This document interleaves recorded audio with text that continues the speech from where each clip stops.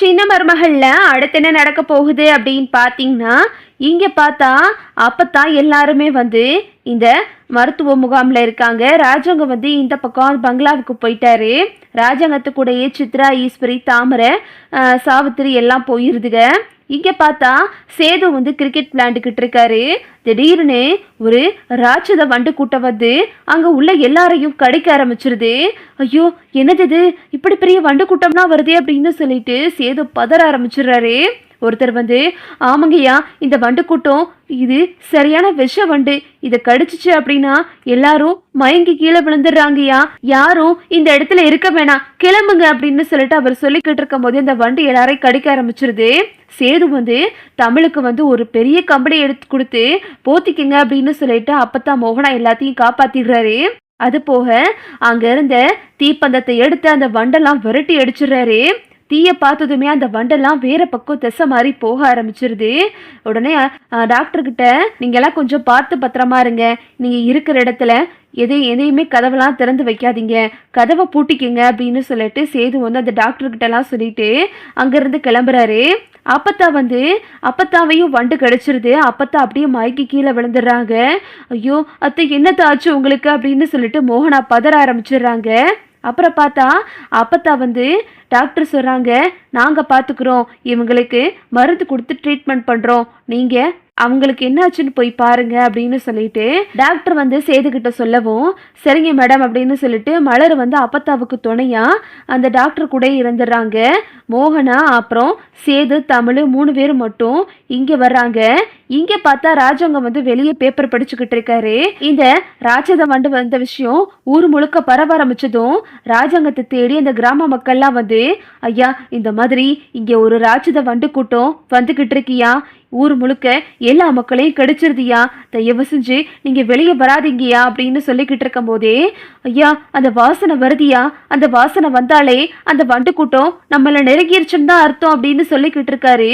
திடீர்னு பார்த்தா அங்கிட்ட இருந்து நிறைய வண்டுகள்லாம் பறந்து வர ஆரம்பிச்சிருது. எல்லாரையும் அங்க உள்ள எல்லாரையும் கடிக்க ஆரம்பிச்சிருது. வீட்டுக்குள்ளலாம் போய் சாவித்திரி, தாமரை, சித்ரா, ஈஸ்வரி எல்லாரையும் தாறுமாறா கடிச்சு வச்சிருது. எல்லாம் மயக்கம் போட்டு கீழே விழுந்துருதுங்க. இங்கிட்ட பார்த்தா ராஜாங்கத்தையும் கடிச்சிருது. ராஜாங்க அப்படியே கை தாங்களா வந்து உள்ள வந்து சோஃபால உட்காந்து மயங்குறாரு. அங்க உள்ள இந்த கிராம மக்கள் எல்லாம் அந்த வண்டு கடிக்க ஆரம்பிச்சது. அவங்களும் கீழே மயக்கம் போட்டு கீழே விழுந்துடுறாங்க. ராஜாங்கமும் கீழே விழுந்து கிடக்காரு. சேது வர்றாரு. அவர் கையில தீப்பந்தத்தை வச்சு அந்த வண்டெல்லாம் விரட்டி அடிச்சுட்டு உள்ள வர்றாரு. அப்பா, என்னப்பா ஆச்சு அப்படின்னு கேட்கும்போது, அந்த வண்டு எங்களெல்லாம் கடிச்சிருச்சுப்பா சேது அப்படின்னு ராஜாங்க சொல்லவும், உடனே தமிழ் இதை பார்த்துட்டு அப்படியே அதிர்ச்சி ஆயிடுறாங்க. ராஜாங்க அப்படியே மயங்கி கீழே விழுகிறாரு. மோகனா வந்து, எங்க உங்களுக்கு என்னங்க ஆச்சு அப்படின்னு சொல்லிட்டு மோகனா பதற ஆரம்பிச்சிடுறாங்க. அத்தை, ஒரு நிமிஷத்தை அப்படின்னு சொல்லிட்டு தமிழ் அவங்க கையில் வச்சிருந்த மருந்து எடுத்து ராஜாங்கத்துக்கெல்லாம் வந்து போட்டு விடுறாங்க. ஊசி போட ஆரம்பிச்சிடுறாங்க. அங்கே எல்லாத்துக்குமே அந்த மருந்து கொடுக்குறாங்க. எல்லாரும் அப்போ கண் முழிச்சு பார்க்குறாங்க. ஐயோ, இந்த இடத்த விட்டு நம்ம உடனே போயிடணும் அப்படின்னு சொல்லிட்டு ஈஸ்வரிலாம் சாவித்திரியெல்லாம் பதற ஆரம்பிச்சிருது. இரு ஈஸ்வரி, என்ன எதுன்னு பார்ப்போம் அப்படின்னு சொல்லிட்டு ராஜாங்க சொல்லிக்கிட்டு இருக்காரு. எல்லாரும் கொஞ்ச நேரம் போய் இந்த மருந்து வேலை செய்கிற வரையும் கொஞ்சம் ரெஸ்ட் எடுங்க அப்படின்னு சொல்லிட்டு தமிழ் சொல்லிக்கிட்டு இருக்காங்க. ராஜாங்கமும் வந்து இங்கே ரூமில் போய் படுத்திருக்காரு. அப்புறம் பார்த்தா தமிழ் வந்து இந்த வண்டெல்லாம் இங்கே வர்றதுக்கு என்ன காரணம் அப்படின்னு சொல்லிட்டு யோசிச்சுக்கிட்டு இருக்காங்க. அப்புறம் பார்த்தா திடீர்னு ஒரு 4-5 பேர் வந்து கத்தியும் கையுமா வர்றானுங்க. வீட்டை சுற்றிக்கிட்டே இருக்கானுங்க. சேது வந்து அப்பத்தாவை கூட்டிகிட்டு வர்றதுக்காக அங்கேருந்து திரும்பவும் மருத்துவ முகாமுக்கு போகிறாரு. தமிழ்கிட்ட சொல்கிறாரு, நீ கொஞ்சம் பார்த்து கவனமாயிரு, நான் போய் அப்பத்தாவை அங்கேருந்து கூட்டிகிட்டு வந்துடுறேன் அப்படின்னு சொல்லிட்டு சேது சொல்லிட்டு அங்கேருந்து கிளம்புறாரு. இதை பார்த்துக்கிட்டு இருந்த ரவுடிங்கெல்லாம் வந்து, இதுதாண்டா சரியான நேரம், அந்த சேது இங்கேருந்து கிளம்பிட்டான், நம்ம இந்த சமயம் பார்த்து நம்ம தான் ராஜாங்கத்தை கொலை பண்ணணும், நம்ம அண்ணே சொன்ன மாதிரி அப்படின்னு சொல்லிட்டு 4 பேரும் மாடியில் ஏறி குதிச்சு வீட்டுக்குள்ளே வந்துடுறானுங்க. தமிழ் வந்து வெளியே உட்காந்துருக்காங்க.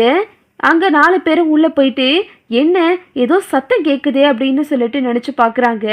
அங்க பார்த்தா கத்தி கொய்மா யாரோ ராஜாங்க ரூம்ல போற மாதிரி இருக்கு. இத பார்த்துட்டு தமிழ் வந்துட்டு ஐயோ யாருன்னு தெரியலையே அப்படின்னு சொல்லிட்டு பின்னாடி போய் கட்டையை வச்சு அடிச்சிடறாங்க. அவங்க அப்படியே மயக்கம் போட்டு கீழே விழுந்துடுறாங்க. வேகமா வந்துட்டு மாமா இங்க பாருங்க மாமா யாரோ உங்களை கொலை பண்ண வந்திருக்காங்க அப்படின்னு சொல்லிட்டு ராஜாங்கத்தை எழுப்பி அங்க இருந்து ராஜாங்கத்தை வேற ரூமுக்கு மாத்திடுறாங்க. மோகனா எல்லாரும் பதற ஆரம்பிச்சிடுறாங்க. என்னங்க இதெல்லாம் அப்படின்னு சொல்லிட்டு மோகனா ஒரு பக்கம் அழுகுறாங்க. இங்கிட்டு பார்த்தா ஈஸ்வரி சித்ரா தாமரை எல்லாம் வந்துருதுங்க. யாரு நீ உன்னை கொலை பண்ண வந்தது அப்படின்னு சொல்லிட்டு அதிர்ச்சியா பார்த்துக்கிட்டு இருக்குங்க. அப்புறம் பார்த்தா போலீஸ் எல்லாம் வந்துடுறாங்க.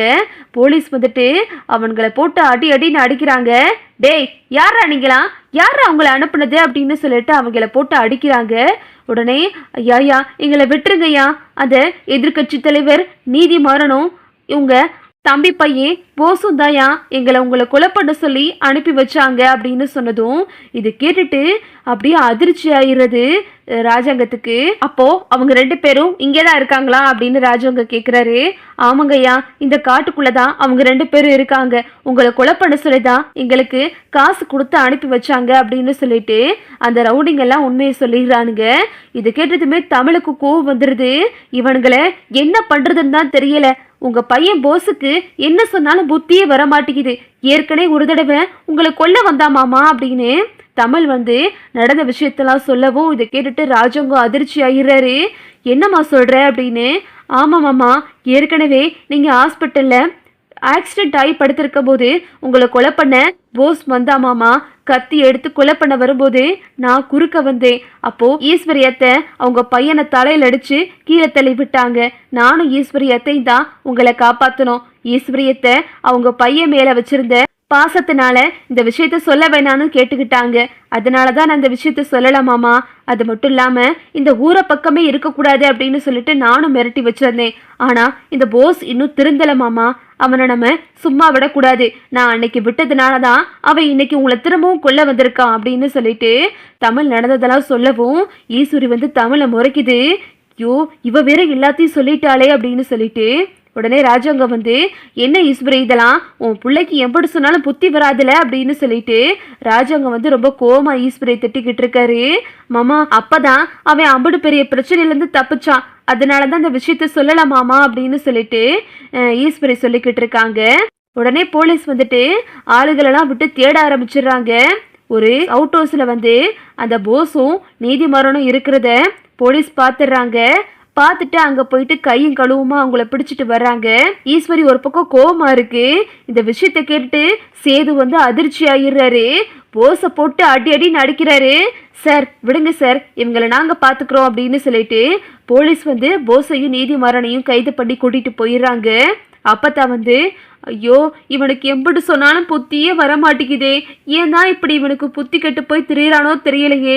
சன்னாசிக்கு ஒரே ஒரு ஆம்பளை பிள்ளை இருந்தும் அதுவும் உருப்பிடாம திரியிறானே அப்படின்னு சொல்லிட்டு அப்பதான் ஒரு பக்கம் அழுதுகிட்டு இருக்காங்க. ராஜாங்க வந்து ரொம்ப நன்றிமா, நீ மட்டும் இல்லை அப்படின்னா அன்னைக்கும் சரி இன்னைக்கும் சரி நான் உயிரோடவே இருந்திருக்க முடியாதுல அப்படின்னு சொல்லிட்டு தமிழுக்கு நன்றி சொல்லிக்கிட்டு இருக்காரு. இதுதான் அடுத்தடுத்து நடக்க போகுது. ஓகே விவோஸ், இந்த வீடியோ உங்களுக்கு பிடிச்சிருந்தா லைக் பண்ணுங்க, ஷேர் பண்ணுங்க, மறக்காம நம்ம சேனலை சப்ஸ்கிரைப் பண்ணிக்கங்க. தேங்க்ஸ் ஃபார் வாட்சிங்.